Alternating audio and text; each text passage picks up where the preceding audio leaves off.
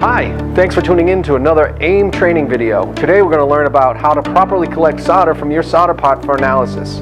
Regular analysis is important to ensure optimal solder performance and regulatory compliance.